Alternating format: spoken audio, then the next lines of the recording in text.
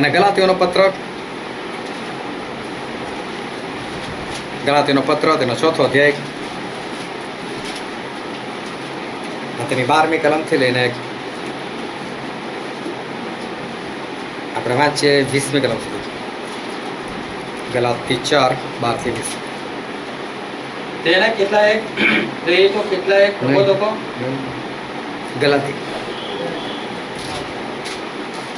ગલાતી 4:12-20. હે ભાઈઓ, હું તમને વિનંતી કરું છું કે તમે મારા જેવા થાઓ, કેમ કે હું તમારા જેવો થયો છું. તમે મારો કંઈ અન્યાય કર્યો નથી, પણ તમે જાણો છો કે શરીરની નિર્બળતામાં મેં પહેલા તમને સુવાર્તા પ્રગટ કરી, અને મારા શરીરમાં જે તમને પરીક્ષણ રૂપ હતું તેનો તિરસ્કાર કે ફિટકાર તમે કર્યો નહીં, પણ જાણે કે હું દેવનો દૂત હોઉં, બલકે હું ઈસુ ખ્રિસ્ત હોઉં તેમ તમે મારો અંગીકાર કર્યો. ત્યારે તે તમારી મુબારકબાદી ક્યાં ગઈ? કેમ કે હું તમારા વિશે સાક્ષી આપું છું કે જો બની શકત તો તમે તમારી આંખો કાઢીને મને આપત. ત્યારે શું તમે સાચું કહેવાથી હું તમારો દુશ્મન થયો છું? તેઓ તમારો વસીલો શોધે છે, પણ નેક દાનતથી નહીં, પણ તમે તેઓના વસીલો શોધનારા થાઓ. એ માટે તેઓ તમને જુદા પાડવા ચાહે છે, પણ તમારો વસીલો સારા કામને માટે હંમેશા શોધવામાં આવે તો તે સારું છે. અને હું તમારી સાથે હાજર હોઉં ત્યારે જ માત્ર નહીં, હે મારા નાના છોકરા, ખ્રિસ્તની પ્રીતિમાં તમારામાં ઉત્પન્ન થાય ત્યાં સુધી તમારે માટે મને ફરીથી પ્રસ્તુતતાના જેવી વેદના થાય છે. પણ હમણાં તમારી પાસે હાજર થવાની અને મારી બોલવાની ઢબ બદલાવાની મને ઈચ્છા થાય છે, કેમ કે તમારા વિશે હું ગૂંચવણમાં પડ્યો છું. ઈશ્વર પિતાનું વાંચેલું વચન આપણા માટે પુષ્કળ આશીર્વાદિત છે, અને ઈશ્વર પિતાનું વચન સત્ય છે, અને બાઇબલનું વચન કહે છે કે તમે સત્ય જાણશો અને સત્ય તમને મુક્ત કરશે. ખૂબ ધ્યાનથી ઈશ્વરનું વચન સમજજો, કે જેથી કરીને આપણે એને ગ્રહણ કરીને એ પ્રમાણે આપણે ચાલી શકીએ. જગતની અંદર એવી વાતો થાય છે કે સત્ય કડવું છે, એટલે ઘણા બધા લોકો આવું બોલતા હોય કે સત્ય કડવું છે. ખરેખર સત્ય કડવું નથી હોતું, પરંતુ જેટલા લોકો જૂઠને ચાહે છે, જૂઠને પસંદ કરે છે, જૂઠમાં જીવવું છે, જૂઠ આચરે છે, ગમે છે જે લોકોને જૂઠ, એ લોકો આવું બધી વાત કરે છે કે સત્ય કડવું છે. બાકી જેને સત્યમાં ચાલવું હોય એને કંઈ સત્ય જે છે એ કંઈ કડવું લાગતું નથી. પ્રભુ શું જ્યારે આ પૃથ્વી પર આવેલા તો પ્રભુ શું સત્ય બોલતા હતા, અને એમણે તો જાહેર કર્યું કે માર્ગ પણ હું છું, સત્ય પણ હું છું, અને જીવન પણ હું છું. તો પ્રભુ શું સત્ય છે, અને માટે એ હંમેશા એ સત્ય બોલતા હતા. અને એ જમાનાના જે લોકો ચર્ચના અધિકારીઓ હતા, એ શાસ્ત્રીઓ હોય, એ ફરોશીઓ હોય, એ સદુકીઓ હોય, તો એ લોકોની હાજરીમાં પ્રભુ શું એ લોકોને જોશથી બોલતા હતા, એ શાસ્ત્રીઓ, ફરોશીઓ, ઢોંગીઓ, તમને લોકોને તો કે અફસોસ છે કે માથી 23 આખો આ જ બાબત પર લખેલો છે. કેવો શાસ્ત્રીઓ, ફરોશીઓ, ઢોંગીઓ, તમને અફસોસ છે કે તમે કે તમારા જબ્બાની કોર વધાર્યા કરો છો કે છે, પરંતુ કે છે કે તમે જે રીતે ચાલતા નથી. લોકોને પણ કીધું કે આ લોકો જે કહે છે કરો ખરા, પણ એ લોકો જેવું કરે છે એવું તમે ના કરો કે છે, કારણ કે સારું શીખવાડે છે ખરા, પરંતુ સારું એ લોકોની અંદર છે નહીં કે છે. એ લોકો તો કહે છે કે મોટા મોટા આસનો ચાહે છે, એ લોકો માન સન્માન ચાહે છે.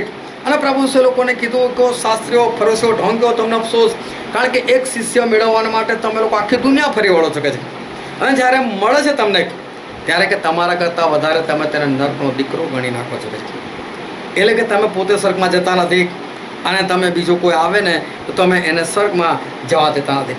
તમે લોકો પર એટલો બધો બોજ નાખો છો, આવી આજ્ઞા પાળવાની, પેલી આજ્ઞા પાળવાની, આવું કરવાનું, તેવું કરવાનું, પણ તમે પોતે કહે છે કે એના બોજાની ઉપર એક આંગળી પણ અડાવવા ચાહતા નથી. એટલે કે તમે એને સહાય કરવા માટે બિલકુલ તમે તૈયાર નથી કે છે. પ્રભુ એ લોકોને ધમકાવ્યા કે તમે લોકો તો કહે છે કે ઈશ્વરની આજ્ઞાઓ જે છે રદ કરી નાખેલી છે, બદલી નાખેલી છે. કારણ કે ઈશ્વર વચન તો એવું કહે છે કે મા બાપનું સન્માન કરો, પણ તમે તો એવું કહો છો કે જો મા બાપની પાસે તમે જે ખર્ચ કરો છો તમે અમને આપી દો, અમને દાન કરી દો, અને પછી ભલે તમે મા બાપનું સન્માન નહીં કરો તો કે ચાલશે કે છે. આ રીતે પ્રભુ ઈસુએ એ લોકોને આ બધી વાતો કીધી, હવે આ બધી વાતો કે છે હૃદયમાં ઉતરી જાય એવી વાતો છે, પણ છે આ બધી વાતો જે છે એ સત્ય છે. પ્રભુ શું આ બધું સત્ય જ બોલતા હતા, પરંતુ શું થયું કે લોકોને જૂઠ પસંદ હતું, લોકોને જૂઠું એ ગમતું હતું.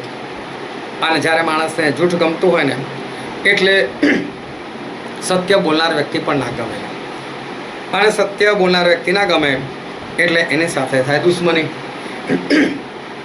પ્રભુ શું સાથે દુશ્મની થઈ અને પ્રભુ શુંને વધ સંપર મારી નાખવામાં આવી.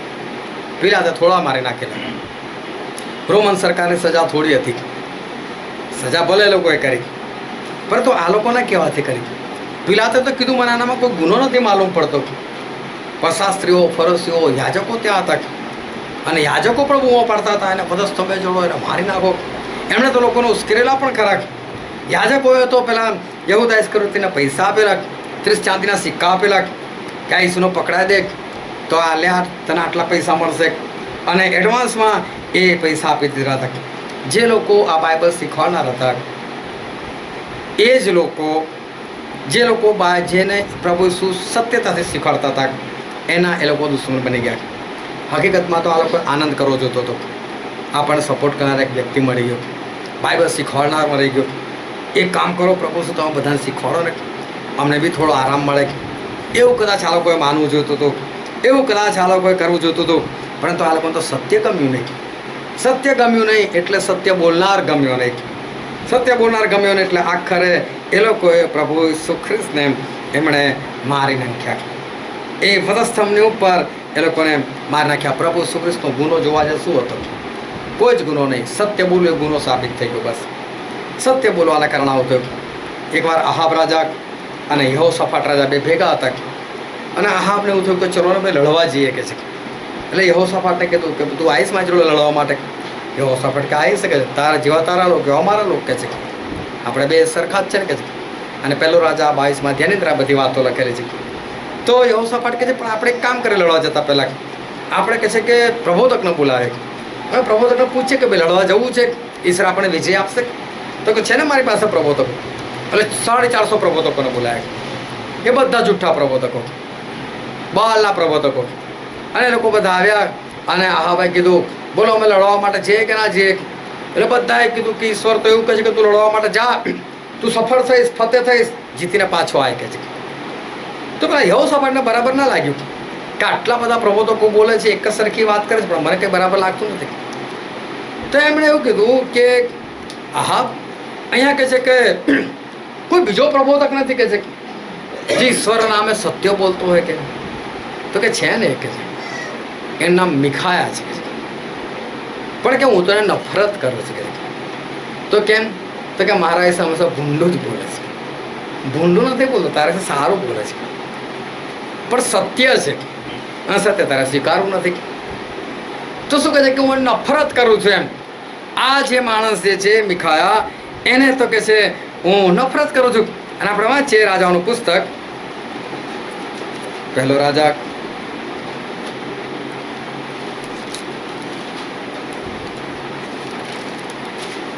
22 અધ્યાય.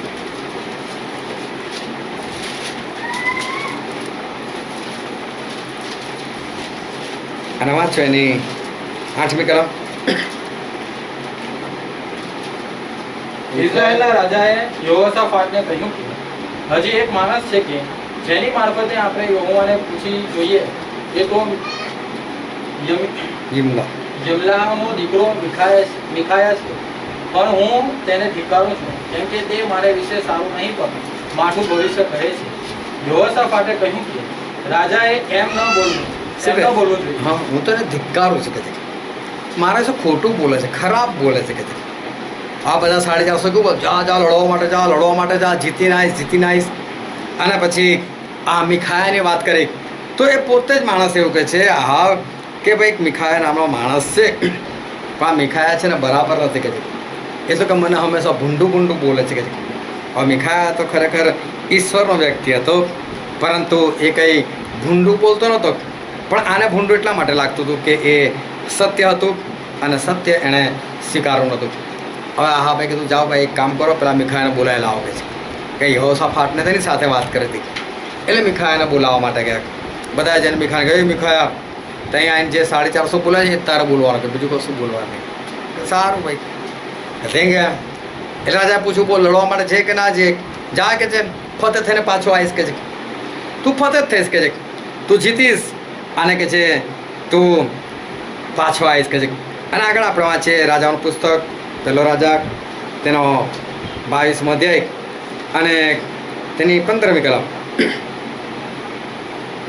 તે રાજાની પાસે આવ્યો ત્યારે રાજાએ તેને પૂછ્યું કે મીખાયા, અમે યુદ્ધ કરવા સારું રામોથ ગિલિયાદ પર ચડાઈ કરીએ કે પાછા રહીએ? તેણે તેનો ઉત્તર આપ્યો કે ચડાઈ કરીને ફતેહ મેળવ, અને યહોવા તેને રાજાના હાથમાં સોંપશે. હા, આણે કીધું કે જા ભાઈ ફતેહ મેળવ, જીત કરી. પેલા લોકો જેવું કીધું ને એવું જાણે આઈને કહી દીધું મીખાયા. તો આહાબ રાજા શું કરે છે? વાંચો આગળ. રાજાએ તેને કહ્યું કે હું કેટલી વાર તને સોગંદ દઉં કે તારે મને યહોવાને નામે સત્ય વગર બીજું કંઈ કહેવું નહીં. હવે આ પાછળ શું કહે છે? સત્ય જ કહેવું, કે જૂઠું નહીં બોલવાનું. એટલે કે મેં તને કેટલું વખત કીધું કે તારે મને સત્ય જ કહેવાનું, જૂઠું નહીં બોલવાનું. અને પછી મીખાએ આખું દર્શન કીધું કે જો ભાઈ મને દર્શન થઈ ગયું છે કે ઇઝરાયલ પાળક વગરના ઘેટા જેવી હતી. એટલે કે તું પાળક ના બધા ઘેટા, તું મરવાનો નક્કી. અને આ બધા પ્રબોધકો છે એ લોકોની અંદર તો જુઠ્ઠું બોલનાર આત્મા જે છે એની અંદર છે ને આ બધા જુઠ્ઠું બોલે છે. પણ ઈશ્વરે નક્કી કરેલું છે, ઈશ્વરે કહી દીધું છે કે જો તું લડવા માટે ગયો તો તું મરવાનો. આ વિચાર કરો કે જોવા જઈએ તો આ વચન એવું છે કે કોઈને ખોટું લાગી જાય, પણ તમે ધ્યાનથી વિચારો તો આમાં ખરેખર ખોટું શું છે? આહાબ લડવા માટે જઈ રહ્યો છે અને મીખાયા એવું કહે છે કે જો તું લડવા ગયો તો તું મરવાનો. તો તે જીતીને પાછો નહીં આવે તો એનો મતલબ આને શું કરો? પછી નથી લડવું. પછી આ એટલું જ કહો નથી લડવું ભાઈ, આપણે મરવાને કહેતા નથી લડવું. તો સારું થયું કે નહીં? પણ એને ખબર ના હોય ને તે લડવા જાય ને તે મરી જાય તો ઈશ્વર તેને બચાવવાનો જ પ્રયત્ન કરે ને. તો સત્ય કડવું થોડું છે, આ તો કેટલું મીઠું છે, બહુ સારી વસ્તુ છે. પણ પછી ચોખ્ખું કીધું ને તું મરી જઈશ, લડવા જાઉં મરી જાઉં, હું આટલો મોટો યોદ્ધો, આટલો મોટો રાજા, હું મરી થોડો જાઉં. એટલે માણસ છે ને અહંકાર નડી જાય છે. બાકી સત્ય એ જ હતું કે જો લડવા જાય ને તો મરી જાય. અને પછી શું થયું? આગળ વાંચીએ આપણે ત્યાં 24મી કલમ. ત્યારે કનહાના દીકરા સિદકિયાએ પાસે આવીને મીખાયાને ગાલ પર તમાચો મારીને કહ્યું કે યહોવાનો આત્મા તારી સાથે બોલવા સારું મારી પાસેથી કયા માર્ગે થઈને ગયો? હા, હવે મીખાએ જ્યારે કીધું કે આવું થશે ભાઈ તું મરવાનો, તો એ તો લાફો ઠોકી દીધો. એ જૂઠો પ્રબોધક હતો કે યહોવાનો આત્મા મારી પાસે છે એવું કહેવા માંગે છે. મારામાંથી ક્યારે નીકળ્યો? તારામાં આવીને આવું બોલ્યો કે છે. હવે એનામાં તો ઈશ્વરનો આત્મા જ નથી, એ જૂઠો છે. અને આ જે રાજા જે છે એ રાજા કરે છે પણ એની સાથે એવું. અને વાંચો 27મી કલમ. અને કહો કે રાજા એમ કહે છે કે આને બંદીખાનામાં નાખો ને હું શાંતિમાં પાછો આવું ત્યાં સુધી દુઃખની રોટલીથી તથા દુઃખના પાણીથી એનો નિવારણ કરજો. શું કીધું? રાજા કે જેલમાં નાખી દો કે છે. દુઃખની રોટલી આપો, દુઃખની પાણી આપો, અને હું પાછો આવીશ લડીને કે છે. ત્યારે કે છે હું એની સાથે વાત કરીશ કે છે. હવે એના માટે નક્કી જ થઈ ગયું કે તું મરવાનો છે. આ સત્ય હકીકત હતી, તું મરવાનો છે. પણ સાચું જે છે એને ખરાબ લાગ્યું અને સાચું એને ગમ્યું નહીં અને મીખાને જેલમાં નાખી દીધું. એટલે જ્યારે તમે સાચું બોલો ને તો એવું ના સમજશો કે સાચું બોલવાથી લોકો વાહવા કરશે. પ્રભુ સાચું બોલ્યા ને એટલે જ વધસ્તંભ મળ્યો. મીખાએ સાચું બોલ્યા એટલે જેલ મળી, સાચું બોલ્યા એટલે રાજાની નફરત મળી. એટલે સત્ય કેવું છે કે એ બોલવાથી માણસને આમ બાઇબલની દ્રષ્ટિએ ફાયદો જ થાય છે, પણ દૈહિક દ્રષ્ટિએ જોવા જઈએ ને તો જાણે એને ખોટ જતી હોય ને એવું લાગે. એટલે તમે સત્ય બોલો ને એટલે તમારા બધા દુશ્મનો થાય. સત્ય એક એવી વસ્તુ છે કે જો એને આપણે પોકારીએ તો લોકો એ દુશ્મન બની જાય છે. અને બાઇબલની અંદરથી જ આપણે વાંચીએ માથની લખેલી સુવાર્તા તેનો 10મો અધ્યાય અને 34મી કલમ.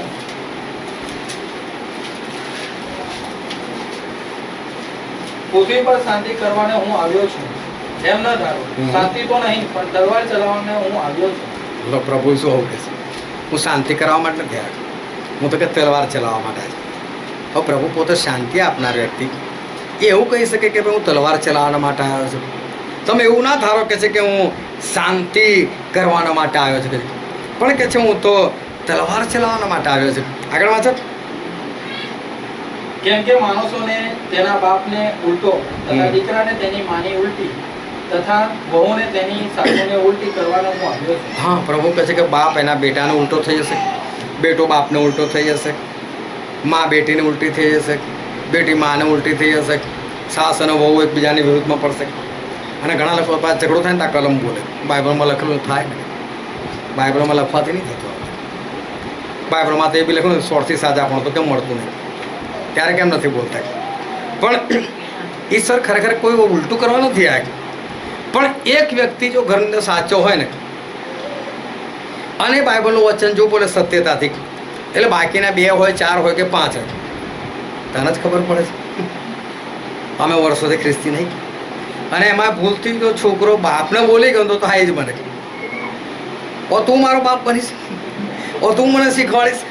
પણ મને જ્ઞાન થયું તો કહું છું, એટલે પ્રોબ્લેમ થઈ જાય. માણસ દુશ્મન કેમ બને છે? સત્ય આવે છે ને એટલે. અને સત્યનો દુશ્મન કેમ છે?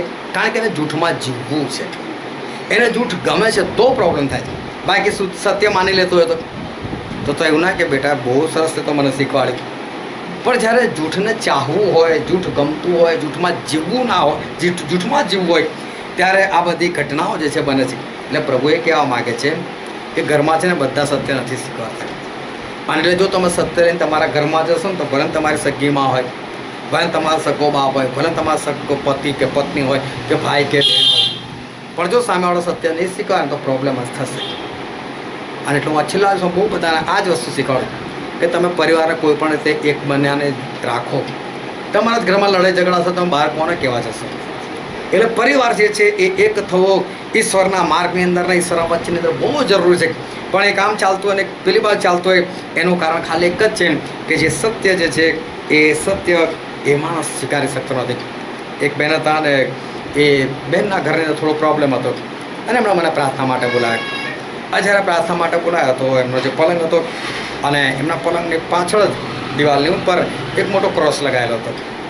અને ક્રોસ હતો પ્યોર ચાંદીનો, હા નહીં ક્રોસ લાકડાનો. અને એની ઉપર પાછી જે મૂર્તિ બનાવેલી હતી જેને આપણે પ્રભુ ઈસુની મૂર્તિ કહે છે એ પ્યોર ચાંદીની. અને એમનો છોકરો ફોરેન ગયો છે ને ત્યાંથી એમણે ગિફ્ટ કરેલું એટલે એમણે લગાવ્યું.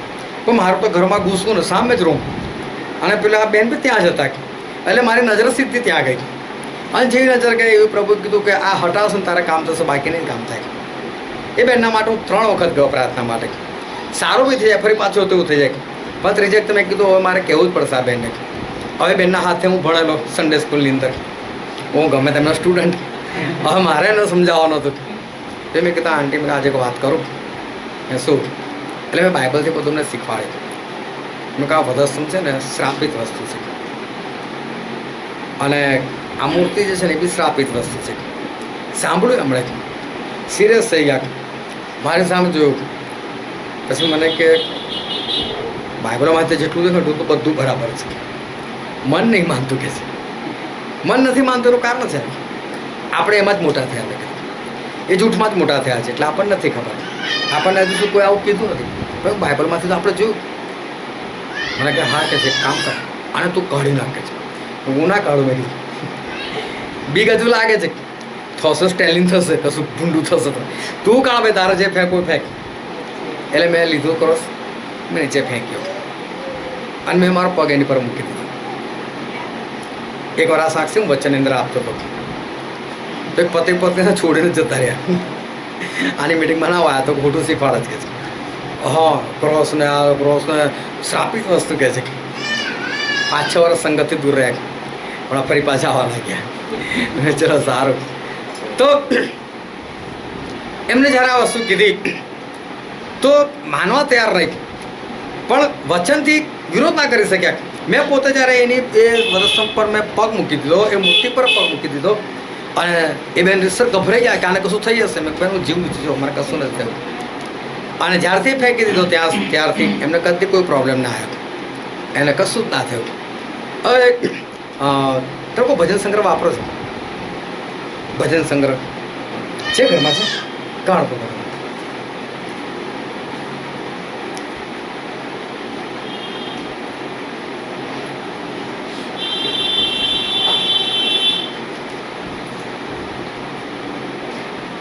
मैं 96 नंबर लिखा. हाँ बढ़िया.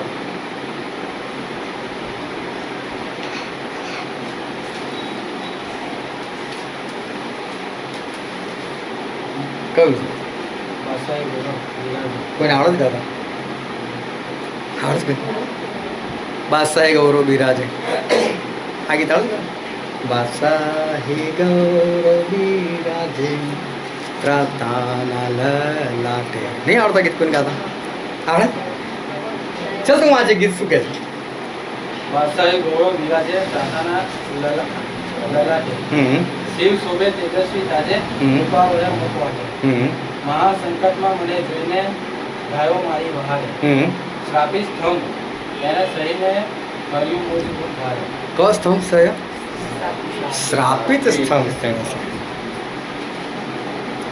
હવે આ તો મારું નહીં ને ભજન સંગ્રહ.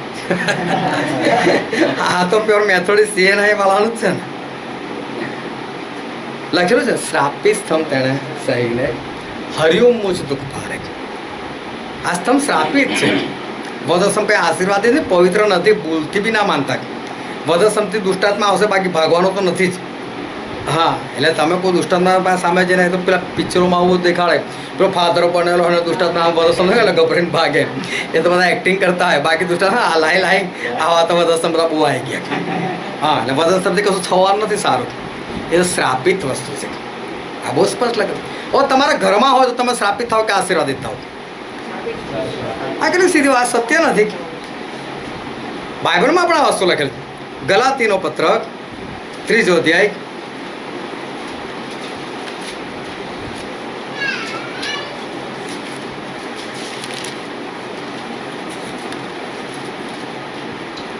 13મી કલમ વાંચો તો.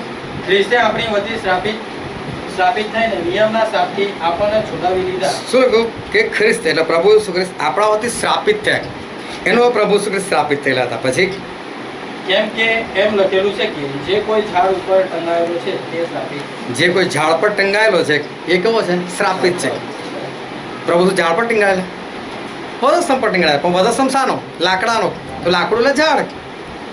એ શ્રાપિત જગ્યા પર ટીંગાય એટલે શ્રાપિત થયેલા. ભાઈ પ્રભુ સુધી આશીર્વાદિત કોઈ નહોતું, પણ શ્રાપિત જગ્યા પર ટીંગાયા ને એટલે શ્રાપિત થયા. આ સત્ય વસ્તુ છે. એટલે ક્રોસ જે છે, વધસ્તંભ જે છે, એ કંઈ આશીર્વાદિત વસ્તુ નથી. આ સત્ય છે. તો પેલા બહેનને સવાલ થયો કેમ કે તો સન્ડે સ્કૂલમાં અમને શીખવાડતા હતા તો કે મને એક ચર્ચ તો એવું દેખાડો કે જેની પર વધસ્તંભ ના હોય. એટલે તમારી વાત બધી સાચી, પણ એમાં હું શું કરું? એ લોકોની માન્યતા છે, એ લોકોને આશીર્વાદિત માને છે એટલે લોકો લગાવે છે નિશાન. કાં તો એવું બની શકે કોઈ બી ચર્ચ એવું મને દેખાડો કે જ્યાં લડાઈ ઝઘડા ના હોય. અને ક્યાં લડાઈ ઝઘડા થતા હોય? પુલપીટ પર જ થતા હોય. રવિવારની વસ્તુ અલગ છે, બાકી જ્યારે એ લોકોની કમિટી બેઠે ને તો સર મારામારી સુધી થઈ જાય, ગાળાગાળી સુધી થઈ જાય, આટલું થઈ જાય. બરાબર. ઓ ત્યાં બાય ચાન્સ પ્રભુ આવે તો એટલે વધસ્તંભ એટલા માટે કે આવો તો ખરા, અહીંયા જ લગાવી દઉં. માનવું હોય ને તો આ બધી વસ્તુ બહુ સારી લાગે, પણ ના માનવું હોય ને તો પછી આપણને વસ્તુ કડવી લાગે. એટલે આ બધી વસ્તુ કેવી છે? સત્ય છે. અને ઈશ્વર આપણને હંમેશા એ સત્ય બાબત જે છે ઈશ્વર આપણને દેખાડે. આ સત્ય વસ્તુ છે. અને હજકેલ પ્રબોધકના પુસ્તકમાં લખેલું છે, હજકેલ પ્રબોધકનું પુસ્તક તેનો 33મો અધ્યાય અને 7, 8 અને 9મી કલમ. હજકેલ 33. તો હવે મનુષ્ય પુત્ર મેં તને ઇઝરાયેલના લોકોને માટે ચોકીદાર નિમ્યો છું. માટે મારા મુખનું વચન સાંભળીને મારા તરફથી તમને ચેતવણી આપ. જ્યારે હું દુષ્ટને કહું કે એ દુષ્ટ માણસ નક્કી માર્યો જશે. ઈશ્વર એવું કહે છે કે જ્યારે કોઈ દુષ્ટને એવું કહું કે હે દુષ્ટ તું નક્કી માર્યો જશે. દુષ્ટ માણસને તેના દુરાચારણથી કરવાની ચેતવણી આપવાને કંઈ બોલ.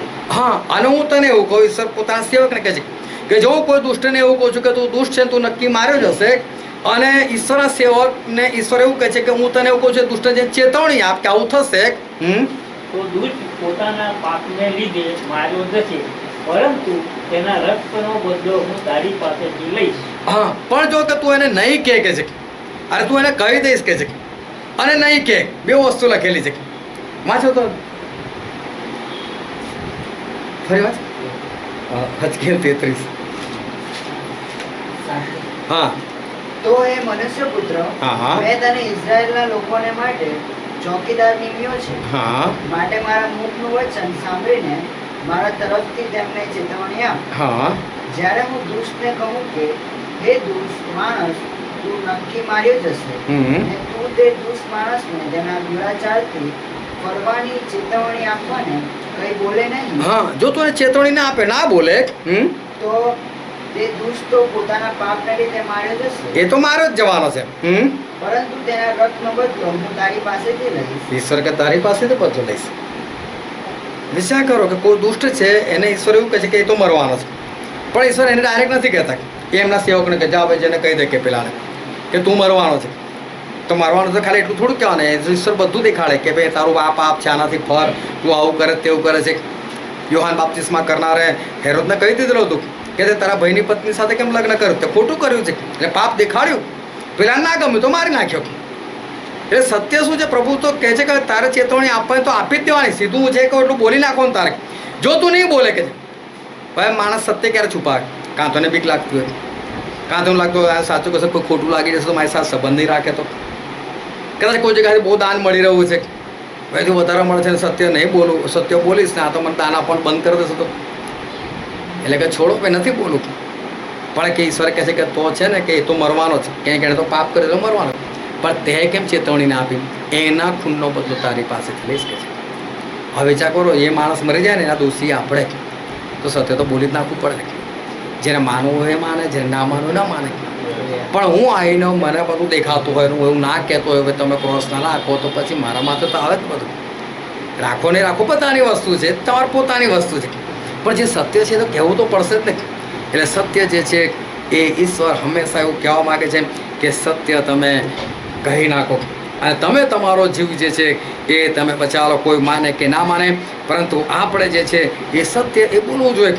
પ્રભુ છે નૂહને કીધું કે નૂહ, તું કહે છે કે તારા માટે અને તારા પરિવાર માટે તું કહે છે કે એક વહાણ બનાવી દે, કે છે અને તું વહાણ બનાવી અને તારા પરિવારવાળાને બધાને અંદર લઈ લે.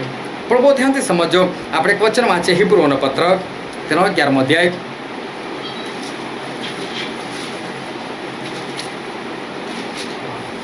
અને તેની 7મી કલમ.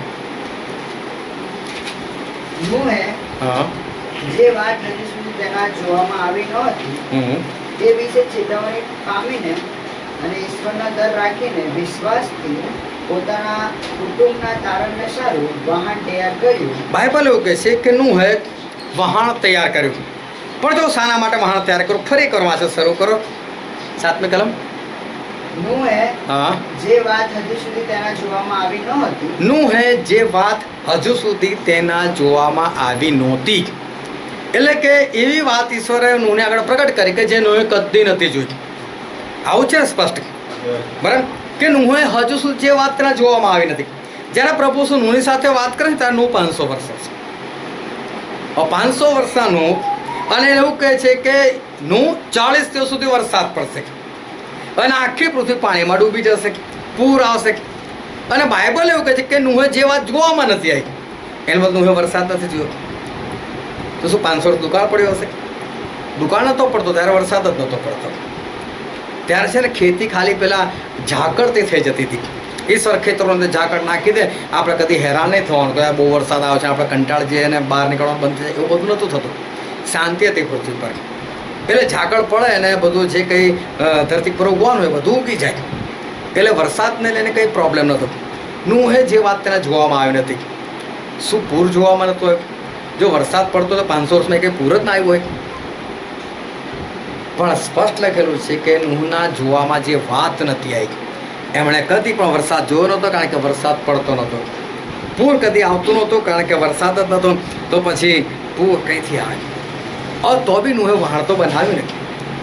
હવે ઘણા બધા લોકો જે છે એ આ બધી વસ્તુનો વિરોધ કરે. હોતો છે શાકભાજી કંઈથી ઉગતું હતું, ફલાણું કંઈથી ઉગતું, એ બધું છોડો ને તમે. શાકભાજી કંઈથી ઉગતું હતું અને આ કંઈથી ઉગતું હતું.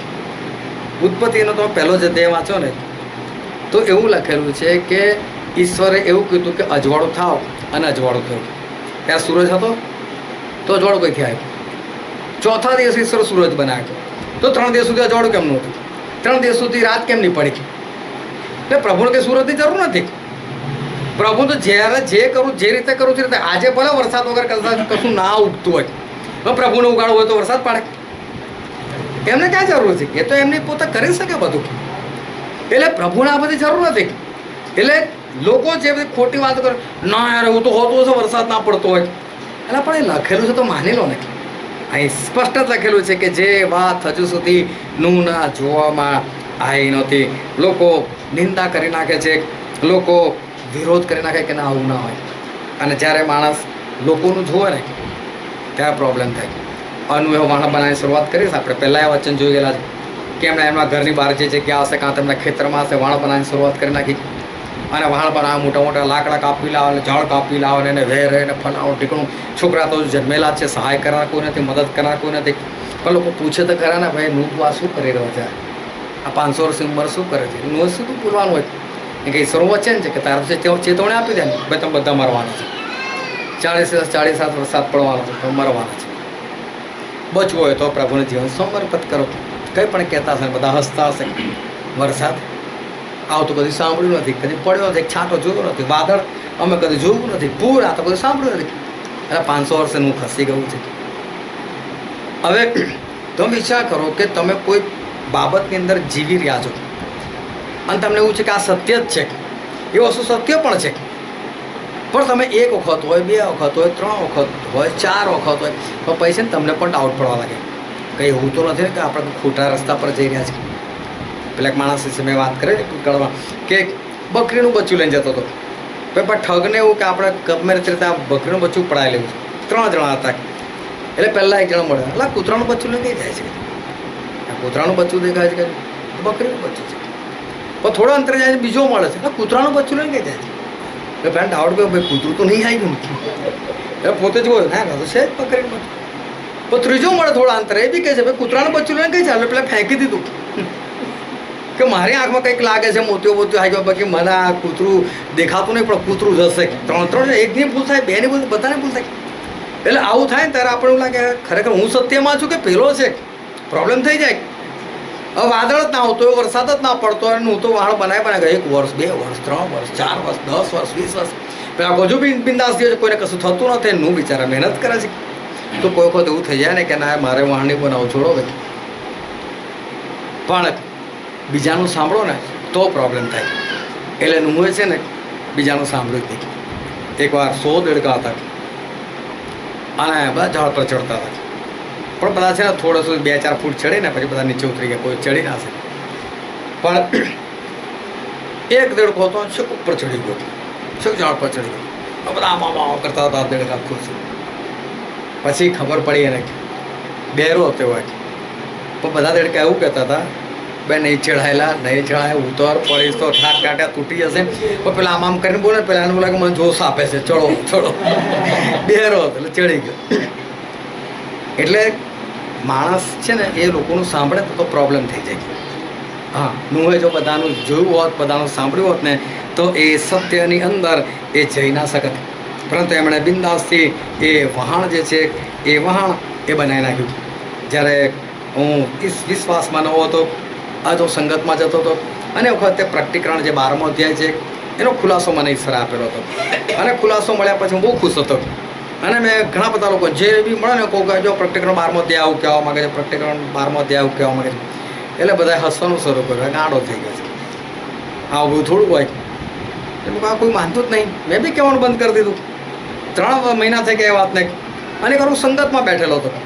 હવે સંગતમાં બેઠેલો હતો, ત્યાં જે સેવક હતા એમણે મને અચાનક જ વોઇસ સ્ટાઇલ ઊભો થાય છે. હું શું કહું તો કે પવિત્ર આત્માએ ત્યાં 3 મહિના પહેલાં કશું કાપેલું છે અને તું બોલતો નથી કે છે, તું કહેતો નથી. ના આવું તો કશું નથી. ના ના મને ઈશ્વર ખોટું ના દેખાડે કે છે. મને પવિત્ર આત્મા સ્પષ્ટ કહે છે કે તને પવિત્ર આત્માએ 3 મહિના પહેલાં કશું કાપેલું છે, તું નથી કહેતો બધાને. અને મને ઈશ્વર યાદ દેવાય કે હા મને તો પ્રકટીકરણ 12મો અધ્યાય મળ્યો છે. શરૂઆતમાં કીધું બધાને, બધા મજાક કરતા હતા, મસ્તી કરતા હતા, હસતા હતા. એટલે મેં તો કહેવાનું બંધ કરી દીધું. મેં કહું હા એક વસ્તુ છે આવી. મને કહું શું છે? હું તમને આવતા અઠવાડિયે તમને કહીશ. એટલે બીજા અઠવાડિયે હું એનો આખો ખુલાસો એક કાગળ પર લખીને મેં એમને આપ્યો. મેં કહું તમે જે વખતે કહેતા ના છે. અને એના બીજા અઠવાડિયે મારી પર જ ભાષણ આપ્યું. લોકો કહે છે આજકાલ નવા આવેલા ને ખોટા કે પોતાના નાશને માટે મારી મછલીના ઓળાર્થ કરી નાખે છે. હવે એમને જ ઈશ્વર દેખાડે, એમને જ ઈશ્વર કીધું તું આને ઊભો કરીને આને પૂછ કેમ કહેતો નથી. ઓ બોલો એમને કીધું એમણે નિંદા કરી. એટલે બાબત એ છે કે તમે સત્ય જો બોલો અને સત્યની અંદર ચાલો તો બીજા લોકો જે છે એ લોકો તો વિરોધ કરનારા છે જ, પણ શું હોય જો એ બધા લોકોનું જોયું હોત તો નૂનું વાણ જે છે એના બનાત નૂને 100 વર્ષ લાગ્યા વાણ બનાવતા, પણ 100 વર્ષની અંદર પછી એક જ વિશ્વાસમાં ટકી રહેવું ને એ મુશ્કેલ તો નથી, પણ બીજાનું ના સાંભળો તો, પણ બીજાનું સાંભળો અને બીજાની વાતો સાંભળે અને બીજી બધી વાતો સાંભળે તો પ્રોબ્લેમ થઈ જાય આપણને. પણ શું હોય એ કોઈનું સાંભળ્યું નહીં, બધા નિંદા સહન કરી. બની શકે ઘણા બધા લોકોએ આવીને એને રોકવાનો પણ પ્રયત્ન કર્યો હોય, બની શકે 100 વર્ષની અંદર એવું પણ બન્યું કે 2-4 મહિના કે 2-4 દિવસ એમનું કામ રોકાઈ પણ ગયું હોય, કારણ કે ઈશ્વરનું કોઈ પણ કામ જે છે સીધી રીતે તમે પાર નહીં પાડી શકો, એને રોકનારા 1000 લોકો આવશે. બીજું કશું નહીં, તમે ખાલી આજે જેટલા બેઠા હોય ખાલી એટલું નક્કી કરો કે કાલથી રોજ સવારે હું 6 વાગે ઉઠીને, વધારે નહીં 6 વાગે ઉઠીને બાઇબલ વાંચીશ અડધો જ કલાક, બસ ખાલી આટલું નક્કી કરો ને જો તમે કેટલા દિવસ ટકી શકો છો. એટલે ઈશ્વરનું કોઈ પણ કામ એમાં રૂકાવટો હંમેશા જ આવે, કેમ કે શેતાન નહીં ચાહતો. એટલે નૂને પણ રૂકાવટો 100% આવી હશે. બાઇબલમાં કશું લખ્યું નથી કે ભાઈ એવું થયું કે નહીં, પણ 100 વર્ષ લાગ્યા એટલું લખેલું છે. બાકી વાણ કે એટલું બધું ભારે નહોતું કે એ બનાવતા 100 વર્ષ લાગે, પણ ઘણી બધી રૂકાવટો આવી હશે, ઘણી બધી અડચણો આવી હશે, અને પછી આ વહાણ જે છે એ જેમ તેમ કરીને એ પૂરું થયું. કોરેશ રાજાએ કીધું કે જાઓ જેટલા બી ઇઝરાયલના લોકો છે તમે લોકો જાઓ તમારા દેવનું મંદિર બનાવો કે જે નબુકદનેસરે તોડી નાખેલું. પત્ર લખીને આપ્યો, તમે ઇઝરાયલ પુસ્તક વાંચજો એમાં બધું લખેલું છે. પણ લોકો બાંધવા માટે ગયા તો લોકોએ વિરોધ કર્યો. હવે રાજાનો પરિપત્ર હોય પછી બી વિરોધ. કેટલા લોકોએ પેલા વોટ્સએપ પર ફેસબુક પર મૂક્યું કે ખ્રિસ્તીઓને સતાવશો તો કે 10 વર્ષની સજા. બંધ થઈ ગયું. ઉપરથી ઓર્ડર હોય સુપ્રીમ કોર્ટને એટલે બધા બંધ કરી દે. એવું કશું નથી હોતું. રાજાનો પત્ર તો એ લોકોએ વિરોધ કરીને આખું બંધનું કામકાજ અટકાવી દીધું. એટલે પ્રભુનું કામ તો એવું જ છે કે એ તમે હાથ પર લો ને એટલે એની અંદર રૂકાવટો અડચણો જે છે એ આવે, પણ ઈશ્વર જે કહે ને એ કરવામાં હંમેશા વિશ્વાસુ રહો. ઈશ્વર જે કહે છે એને વિશ્વાસુ પણ આપણે પૂરું કરવાનું. વિશ્વાસી હોવ અને વિશ્વાસુ હોવ એમાં ફરક છે.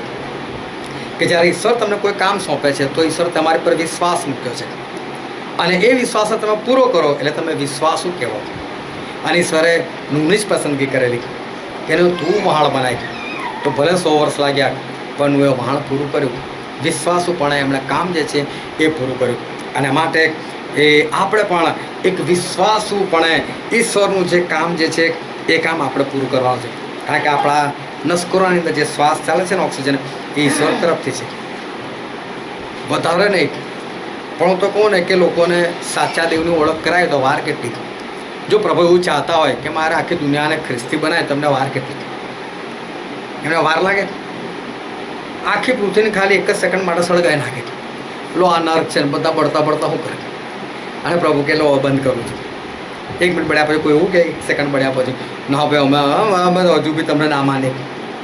કરતા નથી, વસ્તુ અલગ છે. એ પ્રેમથી કામ કરે છે. એ આપણી ઈચ્છામાં જબરદસ્તી નથી કરતા, પણ દેખાડે છે કે હું છું. એટલે વિશ્વાસુપણે કામ પૂરું કરવું એ આપણી પાસે છે. એ આપણને જીવન આપે છે, એ આપણને શ્વાસ આપે છે. અને માટે આપણે બીજાનું શું કામ સાંભળવું જોઈએ? આપણા ભાઈ, આપણા આપણી મા બાપ, આપણો પતિ કે આપણી પત્ની એ કંઈ આપણને જીવન નથી આપતા. એવું નથી કે લોકોનો તમારે વિરોધ કરવાનો છે, કોઈ સાથે દુશ્મની કરવાની છે, પણ એ લોકોથી જીવન નથી આપણને. જીવન તો આપણને પ્રભુથી મળે છે. તો પહેલું સ્થાન હંમેશા આપણા જીવનની અંદર પ્રભુનું હોવું જોઈએ. અને વિશ્વાસુ પણ આપણે જે કામ કરવાનું છે એ તો આપણે પ્રભુનું કરવાનું છે. પ્રભુ જે છે એ આપણને ખાવાનું આપે છે ત્યારે આપણે ખાઈ શકીએ છીએ. એ આપણને શ્વાસ આપે છે ત્યારે આપણે શ્વાસ લઈ શકીએ છીએ. બાકી અત્યારે તો તમે જુઓ ને કે લોકો એટલા બધા ગુલામ બની ગયેલા છે કે પોતાની રીતે ખાવાનું બી નથી ખાતા ને પોતાની રીતે શ્વાસ પણ નથી લેતા. રામદેવ બાબા એવું કે તમારે આવી રીતે શ્વાસ લેવા એટલે એવી રીતે શ્વાસ લે. એક બાજુ નાક બંધ કરેલા પત્તે એ તો તમારું પોતે તમારું, એ બી બીજાનું જોઈને કરવાનું. બીજા કેમ આજે ચિકન બનાવવું છે, આજે મટન બનાવો, પહેલાં યુટ્યુબ ખોલશે કેવી રીતે બનાવો, તો તમને આવડતું જ નથી. એટલે તમને કોઈ બીજું છે આજે તમને પૈસા આપે છે, એ તમને શ્વાસ આપે છે, તો તમે આપણે બીજાનું કહેલું શું કામ કરવાનું આપણે? અને ઘણા તો યુટ્યુબ પર એમને જ જોઈ લીધું હોય કશું, એ જોઈને પછી આજે આપણે આ વસ્તુ બનાવી. એટલે પેલાએ બનાવ્યું એટલે આપણે બનાવ્યા કરે. એટલે વિચાર કરો કે આપણું ઉઠવું બેસવું ખાવું પીવું બી છે ને કોઈ બીજાના હાથની જ વાત છે. અને એ પાછું આપણને કશું નહીં આપતું. એ આપણને કશું નથી આપતું. હીરોનો ફાટલા કપડાં પહેરો તો બધા ફાટલા કપડાં પહેરતા થઈ જાય. પૈસા ખર્ચીને પાછા એને તો ફાટલા કપડાં પહેરવાના પૈસા મળે છે, આપણને થોડા મળે છે. એટલે આપણને છે ને કોઈક પહેરાવે છે, કોઈક ચલાવે છે, કોઈક ખવડાવે છે. તો આપણે જે ખરેખર આપણને જીવન આપે છે આપણે ખરેખર એમનું માનવું જોઈએ કે પછી આપણે આવા લોકોનું માનવું જોઈએ? આપણે બહુ જલ્દી બીજા લોકોનું માની લે છે. તમે જુઓ કે પેલો અમિતાભ બચ્ચન છે પેલું જુપિટર TVS વાળાનું પેલું મોપેડ એક્ટિવા છે એની એડ કરે છે કે તમે આ ચલાવો, આ બહુ સારું છે. એની જિંદગીમાં બી ચલાવ્યું હશે. એના માટે તો મોંઘી કરોડો રૂપિયાની કાર હોય એ બી ડ્રાઈવર જ ચલાવતો અને એણે જે વસ્તુ નથી ચલાવ્યું અને આપણે કે તમે જ ચલાવો અને એનું કહીને કેટલાય લોકો લઈ આવે ઘરે. હા તો અમારો ખાસ હીરો છે એ કહે છે કે લાવો આપણે આ ચલાય. મહેન્દ્રસિંહ ધોની ક્રિકેટર સરસ, હા ક્રિકેટ ટીમનો કેપ્ટન રહી ચૂકેલો. ચાલે ખબર એ છે કે તમારી ગાડીમાં ફલાણું ઓઇલ નાખો, પછી ઓઇલ નાખો જતો હશે એટલે ખબર છે કયું ઓઇલ કેવું આવે છે. અને બધા એનું માને બી ખરાય, આંખ મીચે માને ખબર છે કે આ માણસ જે છે એ તો કદી પણ ઓઇલ ભરાવા જે છે એ તો નથી જવાનો. પણ આપણે છે ને કોઈકના ચલાવ્યા પ્રમાણે જે છે એ આપણે એ ચાલે છે. પણ હું બની રહ્યા પ્રભુમાં કે મને પ્રભુ જે પ્રમાણે ચલાવે છે ને એ જ પ્રમાણે મારે ચાલવાનું છે. અને એટલે મોટો ભાગ જે છે દુનિયાની અંદર એ તો જૂઠને ચાહનાર છે. અને જૂઠને ચાહે છે એટલે એ લોકોને સત્ય જે છે એ સત્ય એ કડવું લાગે છે. નુહનું કેટલા લોકોએ માન્યું, એના પરિવાર છે કોઈએ જ નહીં માન્યું. 100 વર્ષ સુધી બોલ્યા તો પણ કોઈ ના માન્યું. એટલે સત્ય એવી વસ્તુ છે ને કે લોકોના ગળે ઉતરતો નથી. યહોશુઆ અને કાલેબ એની સામે 6,03,548 લોકો હતા પણ આ બેનું કોઈ નહીં માન્યું. આ બે જ ખાલી પ્રભુનું માન્યું. બાકી આ બે જે સત્ય પુકારતા હતા એ સામે આખી ઇઝરાયલ પ્રજા હતી, પરંતુ કોઈ પણ એ યહોશુઆ અને કાલેબનું માન્યું નહીં. પ્રભુ સુજા પૃથ્વી પર હતા. એ મૃત્યુ પામ્યા ત્યારે કેટલા આત્મા બચેલા હતા? ફક્ત 120.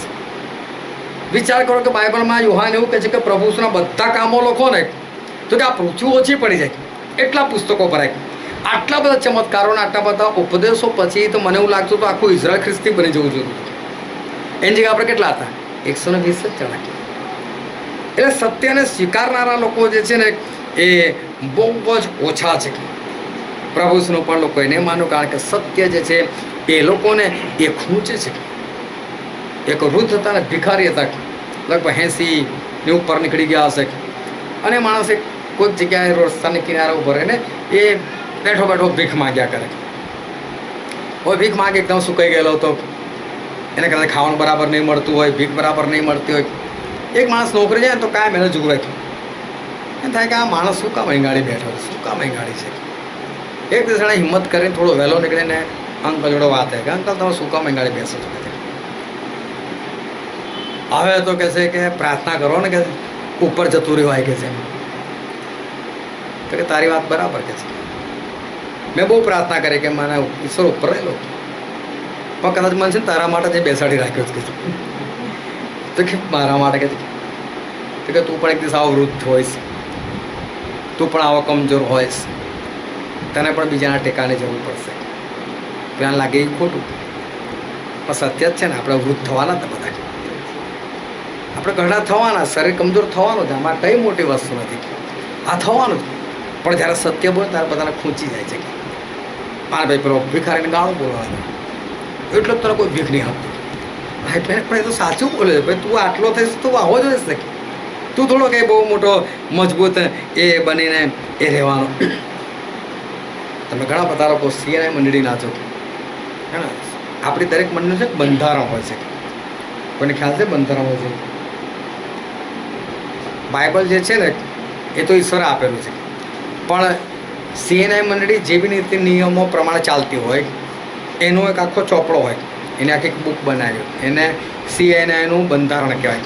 એ રીતે મેથડિસ્ટનું બંધારણ હોય, બ્રધરનનું બંધારણ હોય. પણ તમે કદી તમારા પાસ્ટરને કહેજો કાં તો આ વેચાતું પણ મળે છે, તમારે ઘર રાખો તમે રાખી શકો. એની અંદર સીએનઆઈ મંડળી કયા કયા નિયમો પ્રમાણે ચાલે છે, કયા નિયમોનું પાલન કરે છે અને કયા કારણથી સીએનઆઈ મંડળી અસ્તિત્વમાં આવી છે એનું આખું લખાણ હોય. બહુ જાડી બાઇબલ કરતાં બી જાડી હોઈ શકે. હા, એના નિયમો. તો એની અંદર બધા નિયમો લખેલા હોય કે સીએનઆઈ મંડળી શું માને છે, કેવો વિશ્વાસ ધરાવે છે, પાસ્ટર કેવો હોવો જોઈએ, કોને પાસ્ટર બનાવો, સભાસદો કેવા હોવા જોઈએ, દાનની પરિસ્થિતિ શું છે, કોણે રાખવાનું, આ બધું અંદર લખેલું હશે.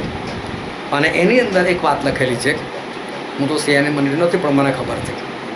આની અંદર એવું લખેલું છે કે ચર્ચની અંદર જે સ્ત્રીઓ આવે અને જે છોકરીઓ આવે એ લોકોએ ઘરેણાં પહેરવા નહીં, અને એ લોકોના કપડાં જે છે એ માથાથી લઈને પગના તળિયા સુધી ઢંકાયેલા હોય એવા કપડાં, શોભતા વસ્ત્ર, આ બધું બાઇબલમાં જ લખેલું છે. એ જ પ્રમાણેના કપડાં પહેરીને આવવાનું. આવું સીએનઆઈના બંધારણમાં છે. પણ મને નથી લાગતું કદી પણ તમને સીએનઆઈના કોઈ પાસ્ટરે આ વસ્તુ શીખવાડ્યું કે તમે આવા કપડાં પહેરો. કેમ? આ તો બધો મોસમ છે. અને કે અને વિરોધ થાય, ભાઈ નહીં આવું ચર્ચમાં તો દાન નથી આપવું, તો લાગ્યા માણસે સત્ય બોલો તો. બ્રધરનના બંધારણની અંદર પણ આ વસ્તુ લખેલી છે, મેથોડિસ્ટના બંધારણમાં પણ આ વસ્તુ લખેલી છે કે સ્ત્રીઓએ કેવા પ્રકારના કપડાં પહેરવા અને કેવા પ્રકારના ઘરેણાં પહેરવા એ લખેલું જ છે. બધું મનાઈ કરેલી છે કે આ બધી વસ્તુ ના જોઈએ. પણ તમે કદી પણ આ પાસ્ટરને પૂછીને એ જોજો કે ભાઈ આપણું બંધારણ છે એની અંદર આ વસ્તુ લખેલી છે કે નહીં.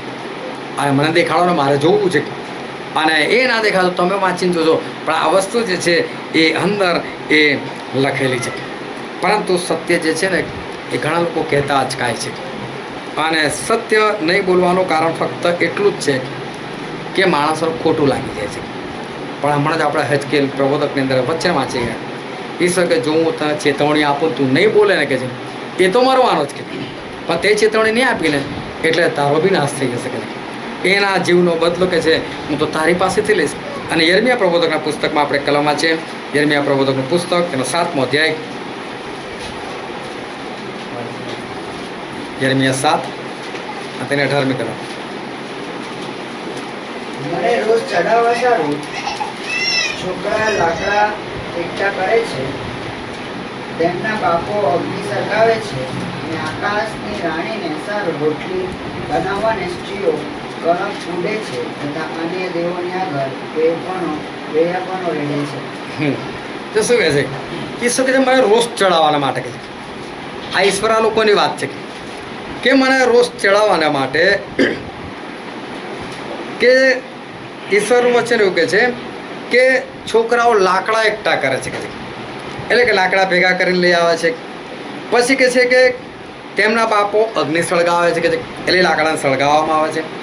અને પછી કહે છે કે આકાશની રાણીને સારું, આકાશની કોઈ રાણી નથી પણ માનેલા દેવ દેવતા, તો કે આકાશની રાણીને સારું એ લોકો રોટલી બનાવે અને સ્ત્રીઓ કણક ગુંદે છે. કણક એટલે ઘઉંનો લોટ, એને કહે છે કે ગુંદે છે, અને અન્ય દેવોની આગળ પિયારપણો રેડે છે કે છે, એટલે કે બધું અર્પણ જે છે એ કરે છે. ઘરની અંદર આવી હાલત છે.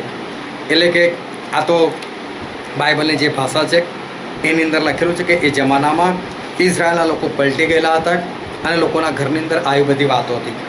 અને તો પણ ઘરમાં એકાદ બે જણા કદાચ વિશ્વાસ છે ને તો બોલતા નહોતા કે બાપ જ એવું કરે છે, ભાઈ એમાં સાથ આપે છે, માં બી પેલો લોટ જે છે મસળી આપે છે.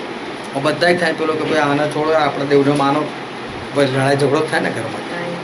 એટલે સત્ય એક એવી વસ્તુ છે ને કે લોકો પોતાના ઘરમાં પણ બોલતા અચકાય છે, પોતાના મા બાપ સાથે પણ બોલતા એ લોકો અચકાય છે કે સત્ય બોલવું કઈ રીતે.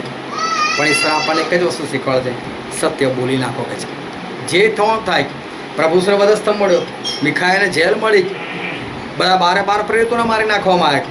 પણ ઈશ્વર એવું નથી કહેતા કે તમે એના માટે સત્યને દાબી રાખો. સત્ય જે છે તો બોલવાની જરૂર છે. જે વચન આજે આપણે વાંચેલું હતું ગલાતીઓનો પત્ર 4થો અધ્યાય અને 12મી કલમથી લઈને 20મી કલમ સુધી આપણે જે ઈશ્વરનું વચન વાંચ્યું. પણ કોઈ વાંચો તો ગલાતી 4 અને તેની 12મી કલમ. હે ભાઈઓ, હું તમને વિનંતી કરું છું કે તમે મારા જેવા થાઓ, કેમ કે હું તમારા જેવો થયો છું. તમે મારો કઈ અન્યાય કર્યો નથી. જો પાવલ પ્રેત એવું કહે છે ગલાતીઓની મંડળીને બહુ ધ્યાન થાય કે એક શબ્દ સમજો તો ખ્યાલ આવશે કે ઈશ્વર આપણે શું કહેવા માગે છે. ઈશ્વર એવું કે છે, એમનું વચન એવું કે છે, પાઉલ પ્રેરિત એ પવિત્ર આત્માથી કે છે, હું તમને વિનંતી કરું છું કે તમે મારા જેવા થાવ કે છે કે મેં તમારો કોઈ અન્યાય નથી કર્યો કે છે. હવે પાઉલ પ્રેરિત તો રાજા મંડળે અસ્તિત્વમાં આવી છે. પાઉલ પ્રેરિતે સુવાર્તા પ્રગટ કરી. પાઉલ પ્રેરિતે જ પ્રભુ ઈસુનું નામ આપ્યું અને એના લીધે લોકો વિશ્વાસમાં આવ્યા. પાઉલ પ્રેરિત ત્યાં ચમત્કારો થયા અને લોકો બધા પ્રભુને માનતા થયા. અને છતાં પાઉલ એવું કહેવું પડે મેં તમારો કોઈ અન્યાય નથી કર્યો. એક જે સેવક છે, જે આગેવાન છે, જે લોકો સારા રસ્તે દોરે છે, એ જ પાછળ એવું કહે છે કે ભાઈ મેં તમારો કોઈ અન્યાય નથી કર્યો. એટલે કહેવા માંગે હું તમારું કશું ખોટું નથી કરતો. આગળ 13મી કલમ, પણ તમે જાણો છો કે શરીરની નિર્બળતામાં મેં પહેલાં તમને સુવાર્તા પ્રગટ કરી. એ તો કહે કે સૌથી પહેલાં મેં તમને સુવાર્તા પ્રગટ કરી.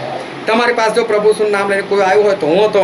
પછી આગળ લખેલું છે, અને મારા શરીરમાં જે તમને પરીક્ષણરૂપ હતું તેનો તિરસ્કાર કે ફિટકાર તમે કર્યો નહીં, પણ જાણે કે હું દેવનો દૂત હોઉં, ભલે કે હું ઈસુ ખ્રિસ્ત હોઉં, તેમ તમે મારો અંગીકાર કર્યો કે છે. પાઉલ પ્રેરિત કહે છે કે હું તો જાણે કે દેવદૂત હોઉં, પછી કે હું જ જાણે પ્રભુ ઈસુ ખ્રિસ્ત હોઉં, એમ તમે મારો અંગીકાર કર્યો. એટલે કે પાઉલ પ્રેરિત એ કહેવા માગે છે કે આપણા સંબંધો કેટલા મજબૂત છે, કે આપણા સંબંધો કેટલા દ્રઢ છે, તમારો મારી પરનો પ્રેમ કેટલો બધો છે. અને પછી આગળ વાંચો તો 15મી કલમ, ત્યારે તે તમારી મુબારકબાદી ક્યાં ગઈ? કેમ કે હું તમારા વિશે સાક્ષી આપું છું કે જો બની શકત તો તમે તમારી આંખો કાઢીને મને આપત. હા, પાઉલ પ્રેરિત એવું કહે છે કે તમે મને એટલો બધો પ્રેમ કરો છો કે તમે છે ને બની શકે તમારી આંખો પણ મારા માટે કાઢી આપી શકતા હતા. એટલે કે હું ત્યાં સુધી માગું ને, કદાચ કોઈ હાથ આપી દે, કદાચ પગ આપી દે, પણ કે તમે તો મારી પર એટલો બધો પ્રેમ કરતા હતા કે તમે મને આંખ પણ કાઢીને આપી દો કે છે. એટલો બધો આપણા બહેનો એ અંદર એ સંબંધ હતો. એટલે ગલાતીઓ અને પાઉલ પ્રેરિત વચ્ચે જે છે બહુ સરસ સંબંધ હતો. અને પાઉલ પ્રેરિત દ્વારા જ આ મંડળી જે છે એ અસ્તિત્વમાં આવેલી. પાઉલ પ્રેરિતે ગલાતીઓને માટે પુષ્કળ એ મહેનત કરેલી હતી. પણ અત્યારે આ બધું પાઉલ જે લખે છે ને એ સાદામાં નથી લખતા, ગુસ્સામાં લખે છે. પવિત્ર આત્માથી લખે છે, પણ ક્રોધમાં આવીને લખે છે કે આપણો આવો સંબંધ હતો કે છે મેં તમારો અન્યાય નથી કર્યો, હું તમારી પાસે માગતો તમે મને આંખ પણ કાઢીને આપી દેતા. એટલો સરસ આપણો બધો સંબંધ હતો. તો પાઉલ અત્યારે આ ગુસ્સામાં કેમ આ બધું લખી રહેલા છે? કેમ પાઉલ બધા બધી ગુસ્સાની અંદર વાત કરે છે? કારણ કે એનો પહેલો અધ્યાય આપણે વાંચીએ, ગલાતીઓનો પત્ર, તેનો પહેલો અધ્યાય અને વાંચો તો એની 6ઠ્ઠી કલમ. મને અચરજ લાગે છે કે જેને તમને ખ્રિસ્તની કૃપાથી બોલાવ્યા તેમને મૂકીને તમે એટલા બધા વેલા જુદી સુવાર્તા બની ફરી જાઓ છો. હા, પાઉલ એટલી બધી મહેનત કરી, એટલી સુવાર્તા પ્રગટ કરી, ઈશ્વરનું સત્ય વચન પ્રગટ કર્યું. પણ પાઉલ તો પ્રેરિત બધા આમ તેમ ફર્યા કરે. ઘડીકમાં મંડળીમાં જવાનું, બીજી જગ્યાએ જવાનું, ત્રીજી જગ્યાએ જવાનું. તો કે છે કે મારા ગયા પછી બીજું કોઈ આવ્યો ખોટી સુવાર્તા આપી ગયું. તો કે તમે માની કેમ નહીં લીધી? કે છે મેં તમને આટલી બધી મહેનત કરી, બધું સત્ય શીખવાડેલું, અને તમે જૂઠીની અંદર કેમ ફરી ગયા? કે છે વાંચો આગળ 7મી કલમ. એ બીજી સુવાર્તા નથી, માત્ર કેટલાક તમને હેરાન કરે છે અને ખ્રિસ્તની સુવાર્તાને ઉલટાવી નાખવા ચાહે છે. હા, પાઉલ કે છે કે આ તો કે છે કે કોઈ બીજી સુવાર્તા નથી કે છે, પણ તમને લોકો હેરાન કરી રહ્યા છે. આગળ વાંચો ને. પણ જે સુવાર્તાને અમે તમને પ્રગટ કરી તે વિના બીજી સુવાર્તા જો અમે અથવા આકાશનો કોઈ દૂત પણ તમને પ્રગટ કરે તો તે સ્થાપિત થાવ. કેટલું સ્પષ્ટ પાઉલ હિંમતથી કહે છે કે હું જે કહું છું ને એ સાચું કહે છે. અને મારા સિવાય જો ઉપર સ્વર્ગદૂત પણ આવે ને અને એ પણ કે ને આવું નથી તો કે એ બી શ્રાપિત થાવ દૂત. વિચાર કરો કે પાઉલમાં કેટલું બધું સામર્થ્ય ભરેલું છે.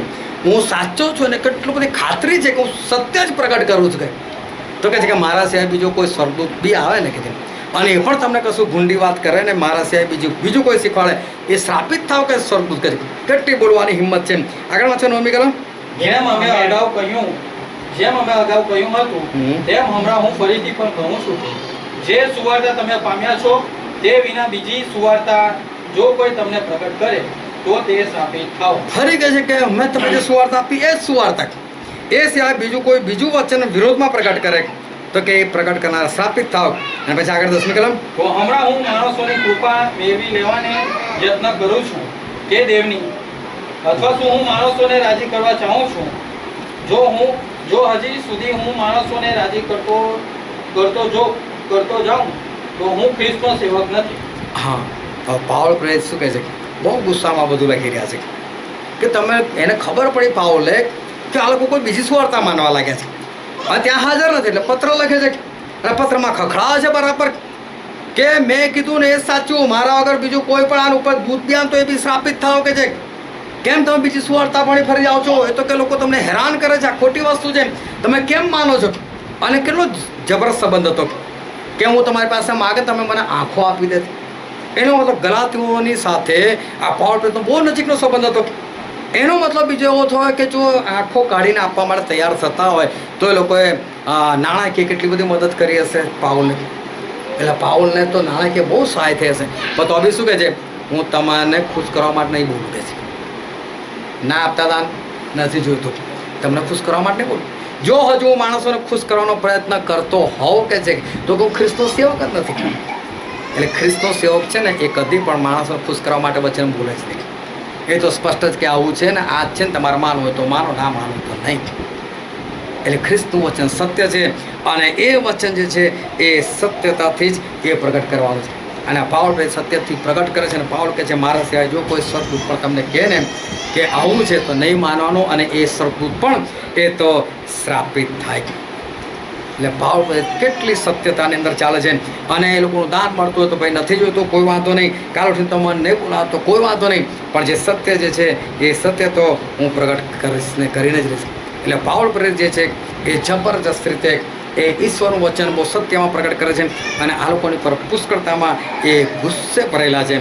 અને ફરીને કરવા છો ગલાતી 1 અને 10. તો હમણાં હું માણસોની કૃપા મેળવી લેવાનો યત્ન કરું છું કે દેવની? હા, મને કે માણસોની કૃપા મેળવવા માટે પ્રયત્ન કરું. એટલે માણસોની કૃપા મારી પર નહીં હોય તો ચાલશે. ભલે લોકો મને કાઢીને મૂકી દેશે તો કોઈ વાંધો નહીં. કે હું તો ખ્રિસ્તનો સેવક છું અને એટલે ખ્રિસ્તને ખુશ કરીશ, બાકી માણસોને નહીં. માણસોને જે લાગુ હોય લાગે. અને આ જ ક્રોધની અંદર જ્યારે એ ચોથો અધ્યાય જે આપણે વાંચ્યો અને 12મી કલમથી લઈને 20મી કલમ સુધી વાંચી તો વાંચો તો ત્યાંની 16મી કલમ. ત્યારે શું તમે સાચું કહેવાથી હું તમારો દુશ્મન થયો છું? હા, સાચું કે તમારો દુશ્મન થઈ ગયો કે છે. તો પાવર સાચું કીધું ને તો ગલાતીઓ નહીં ગમ્યું હોય તો કે સાચું કે દુશ્મન થઈ ગયો. એટલે સત્ય એક એવી બાબત છે ને કે સત્ય એ લોકોની સાથે દુશ્મની કરાવી નાખે છે. પણ પ્રભુ શું સત્ય હતા ને માટે જ મૃત્યુ પામ્યા, માટે જ વ્યવસ્થા મળ્યો. મીખાયા સત્ય બોલતા હતા ને એટલે તેમને જેલમાં જવાનું થયું. યર્મિયા સત્ય હતા ને એટલે એમને પેલા કીચડના કૂવાની અંદર નાખવામાં આવ્યા. પ્રભુ શુંના પ્રેરિતો સત્ય હતા ને એટલે તેમને મારી નાખવામાં આવ્યા. જ્યારે સત્ય બોલો ને એટલે હંમેશા વિરોધ થાય અને થાય જ.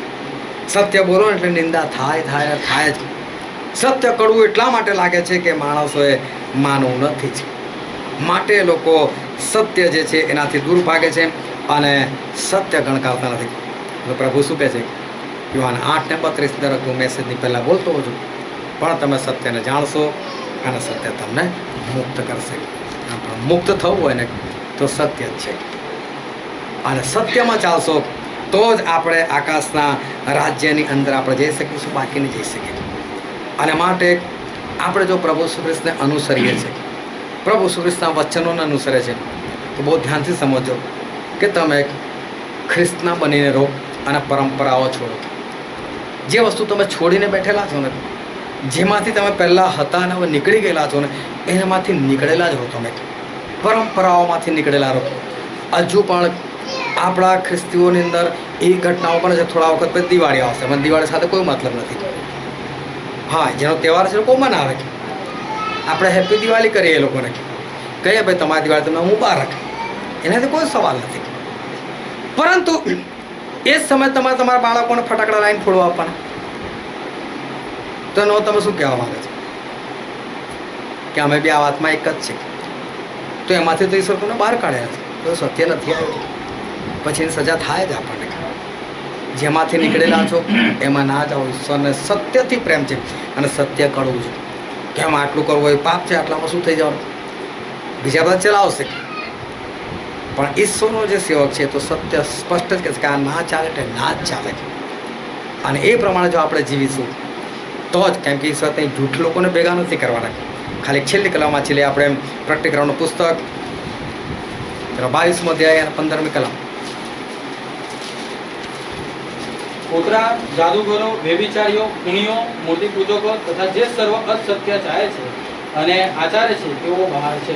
શું લાગે અસત્ય જે ચાહે છે એટલે જેને અસત્ય ગમે છે અને જે અસત્ય આચરે છે એટલે કે અમલમાં પણ લાવે છે એ બધા બહાર છે એટલે સ્વર્ગમાં નથી. આના માટે અસત્યથી દૂર રહેવું પણ સત્યની અંદર ચાલવું. અને જો આપણે સત્યમાં ચાલીશું, સત્ય કડવું એટલા માટે લાગે જો નથી કરવું, બાકી તમને કરવું હશે તો સત્ય તમને કડવું નહીં લાગે. અને કદી પણ બાઇબલને જગતની સાથેના કોઈ વાતાવરણની સાથે, જગતની કોઈ માન્યતા સાથે નહીં સરખાવવાનું. આવું હોય તો તમે શું કરો, આવું હોય તેવું હોય તો નહીં. ઘણા બધા લોકો માને એવું કે એક્સિડન્ટ થયો હોય તો તમારે દવાખાને ના લઈ જવું પડે. તો પ્રભુ તો કહે છે અક્કડ ગરદન રાખનારનું એક્સિડન્ટ થાય તો મરવા દો ને. અક્કડ ગરદન રાખી તારે એક્સિડન્ટ થયો ને, પ્રભુના લોકોને થોડો એક્સિડન્ટ થાય. અક્કડ ગરદન રાખો તો એક્સિડન્ટ થાય. એવું બાઇબલ નીતિવચન 29:1 લખેલું છે. આ સત્ય છે. ઈશ્વરના ઘાથી તમે સાજા તો સાજા. એટલે સત્ય હંમેશા એ કડવું એટલા માટે લાગશે કે જે લોકોને નથી કરવું. પણ હું તો કહું કે કોઈ આઈના સત્ય દેખાઈને તમારા હજારો લાખો રૂપિયા બચાવતો તો કેવો આનંદ ના કરો, જોરદાર બતાવ્યો. અમે તો ખોટા દવાખાનામાં ભાગતા તેવું ના થવું. પણ ઘણી વખત માણસો જે છે સમજતા નથી. એક જણા મને મેસેજ લખીને મોકલ્યો અને એમાં કંઈ આયુર્વેદિક દવાઓ હતી તો કે આનાથી આ થાય, આનાથી પેલું થાય. એટલે મેં ખરેખર કીધું પ્રભુના ઘાથી તમે સાજા થઈ ગયેલા છો. તો એટલાથી એમનો ગુસ્સો આવી ગયો. મને કેમ તમે કોઈ દવા જ નથી રહેતો, તમે તાવ જ નથી આવતો, તમે આમ નથી થતું, તેમ નથી. મેં કહું તમે આટલા ગુસ્સે કેમ થાવ છો? તમારે એવો આનંદ ના થાય થવો જોઈતો હતો કે કોઈક તો એવું છે કે જે દવા નથી લેતું, તમને આનંદ થવો જોઈતો હતો. એટલે પછી લાગ્યું બી ખરું કે આ મારો ક્રોધ ખોટો હતો. પણ સત્ય જે છે ને ના માનવું હોય ને તો જ કડવું છે. બાકી સત્ય જેવું સોનું બીજું કશું નથી. અને સત્યમાં આપણે ચાલીએ કે ભ્રમની અંદર જીવા શું થાય? ઈશ્વર તમે લાખો આપી દે, કરોડો આપે, કશું ના મળે છે મને એમાં મરી જાય. એના કાંઈ ચોખ્ખું ના કે પ્રભુ મારી નાખશો તમને નહીં ચાલો તો બરાબર. તો માણસ જીવન તો પ્રાપ્ત કરે. અને માટે આપણે સત્યમાં ચાલે અને જે બાઇબલનું સત્ય કે છે એની અંદર જ આપણે ચાલીએ અને એમાં ચાલીને આપણા આકાશ રાજ્યને આપણે વારસદાર થઈએ. હવે આપણે આંખોને બંધ કરીએ અને આપણા મસ્તકો જીવતા દેવની હજુરમાં નમાય કે જે આપણા અદ્ભુત અને સનાતન અને પવિત્ર ઈશ્વર છે. આપણે દરેક જણા આપણે આંખોને બંધ રાખીએ. વાલાઓ, પ્રભુ ઈસુ ખ્રિસ્ત વચસ્તંભે ચડી ગયા, પરંતુ હંમેશા એમણે સત્યની જ વાત કરી. મિખાયા જેલમાં જતા રહ્યા તો સત્ય જ પ્રગટ કર્યું. યર્મિયા કે જેમને કીચડના કૂવામાં નાખવામાં આવે, જેલમાં નાખવામાં આવે, પણ સત્ય છોડ્યું નહીં. પાઉલની ગરદન કાપી નાખવામાં આવે પરંતુ સત્ય છોડ્યું નહીં. પણ વાલા આ બધા ઈશ્વરના રાજ્યની અંદર રાજ કરે છે. જો ઈશ્વરના રાજ્યમાં જવું છે તો સત્ય જ આપણને લઈ જશે. અને માટે બાઇબલનું જે વચન સત્ય છે આપણે કડવું ના લગાવીએ, પાળવાની તૈયારી રાખીએ. પણ જે ઈશ્વર સત્ય છે એ પાળવામાં આપણને સહાય કરે છે અને મદદ કરે છે. અને માટે આપણે સત્યને અનુસરીને સત્યના વારસદાર બને. કારણ કે પ્રભુ ઈસુ ખ્રિસ્તે કીધું કે માર્ગ, સત્ય અને જીવન હું છું. એ સત્ય છે, માટે આપણે સત્યમાં ચાલે.